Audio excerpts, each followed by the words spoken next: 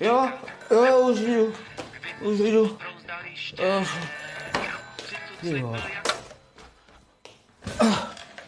Prosím, protialkoholní léčebná primář Bčka. Ano, co potřebujete? Ale proč chcete přestat? Jako to máte pravdu, no? Takovou v alkoholu žádné odpovědi nenajdete, no ale tak na druhé straně zapomenete na ty otázky, ne? Dívejte se, co máte? Halucinace?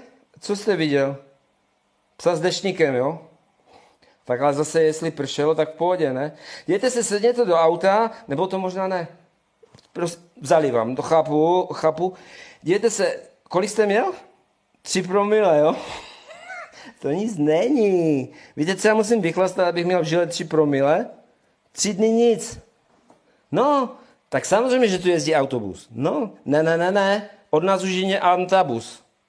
No, tak dějte se, přijdete, to je prostě život, jako zkusíte. Jedny dveře, jak se vám zavřou, tak se vám vždycky druhé otevřou. Jakže to znáte? Jo, vy máte Dačiu. A tak dívejte se, normálně přijdete tady, dostanete časopis náš, Svět Notoru, no, a ten si budete číst, bude to v pohodě. Přijďte, uvidíme, co s tím půjde udělat. Dívejte se, dáme panáčka, pokecáme, ale chci vás upozornit, že nad alkoholem ještě nikdy nikdo nezvítězil. Rozumíte? Co? Já tak to máte pravdu, jako opavaci remizovali. No, tak přijďte, na zlé. Chudák. Opava.